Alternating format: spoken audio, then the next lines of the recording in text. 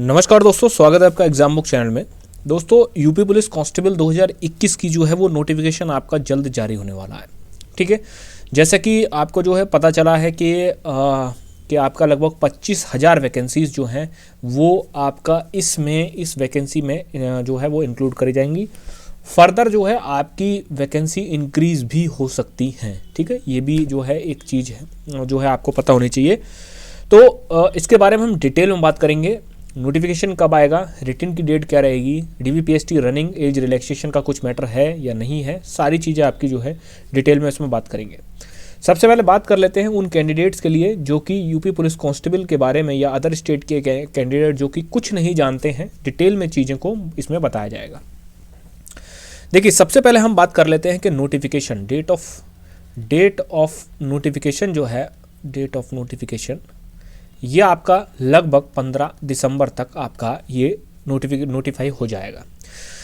जल्दी से एक ओवरव्यू ले लेते हैं। क्या है कि भाई जो ग्रेड पे होता है, grade pay UP police constable का वो 2000 होता है। उसके बाद फीस कितनी होती है? फीस का मतलब होता है कि फॉर्म भरने की फ़ीस 400 रुपये फॉर्म भरने की फ़ीस होती है। एलिजिबिलिटी क्या होती है?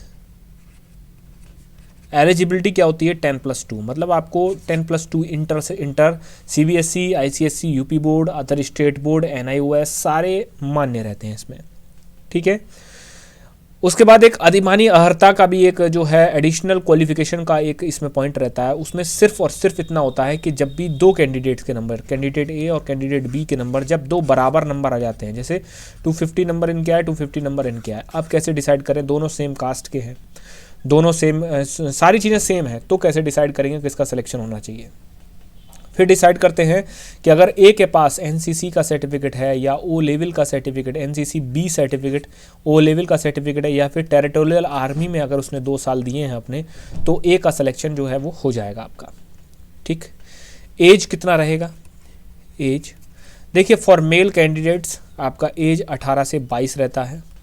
फॉर फीमेल कैंडिडेट्स एज आपका 18 से आपका 25 होता है आपका। ठीक है, ये नॉर्मल है। इसके बाद आपका एससी, एसटी और ओबीसी को 5 ईयर का एज रिलैक्सेशन आपको दिया जाता है। मतलब इसमें 5 साल जोड़ेंगे तो 27 साल और इसमें 30 साल। ठीक है, मेल कैंडिडेट्स ये जो 18 से 22 और 18 से 25 है, ये जनरल एंड ईडब्ल्यूएस के लिए ये आपका जो है वो मान्य रहेगा। ठीक है दोस्तों, फिर बात करते हैं हम ये लीजिए, फिर बात करते हैं कि भाई आपका जो है इसमें रिटन कैसा होता है। देखिए, रिटन में सिंपल है, रीजनिंग आती है, मैथ आती है, हिंदी आती है और जीएस आता है। टोटल 150 क्वेश्चन होते हैं आपका 300 मार्क्स के। ठीक, हाइट कितनी रहती है? For male candidates 168 centimetre plus, मतलब या से 168 सेंटीमीटर हो या से ऊपर हो। For female candidates 152 centimetre plus. ठीक है, मेल कैंडिडेट्स के लिए 79, 84, मतलब 79, मिनिमम 79 बिना फुलाए आपका चेस्ट होना चाहिए और फुलाने के बाद 84 होना चाहिए। ठीक है, मतलब 5 सेंटीमीटर का फुलाव होना चाहिए। अगर किसी का 80 है बिना फुलाए तो उसका 85 होना चाहिए या उससे ज़्यादा होना चाहिए। ठीक है, फीमेल कैंडिडेट्स के लिए 152 सेंटीमीटर हाइट होनी चाहिए और आपका 40 किलो से वजन नीचे नहीं होना चाहिए। मतलब 40 किलो या 40 किलो से ऊपर का वजन आपका होना चाहिए। बात करते हैं रनिंग की। रनिंग कितनी होती है? तो 4.8 किलोमीटर रनिंग होती है for male candidates in 25 minutes. For female candidate 2.4 kilometre for female candidate in 14 minutes. ठीक है, इसमें कोई भी किसी प्रकार का रिजर्वेशन नहीं है। एससी, एसटी, ओबीसी, जनरल सब 4.8 kilometre for male, 2.4 kilometre for female चलेगा।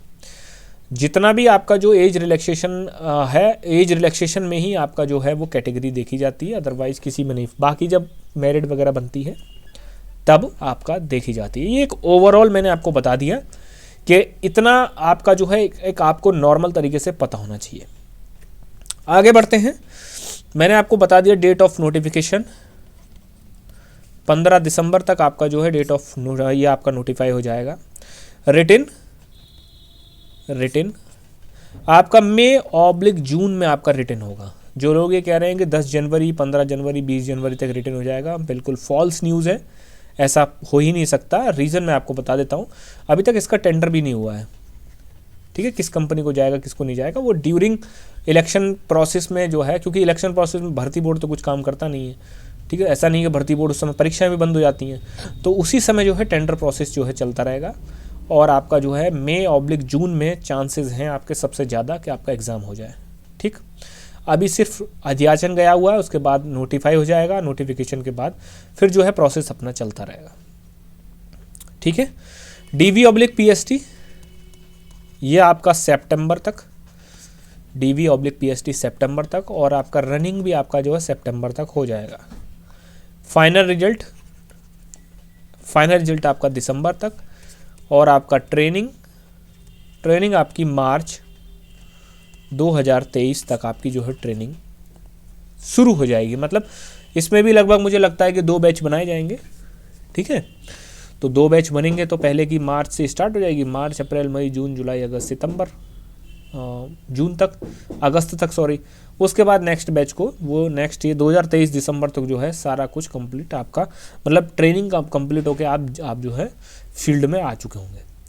तो आपका ये प्रॉपर तरीके से था। इसी बीच में दिसंबर से और मार्च के बीच में आपका जो है मेडिकल हो जाएगा।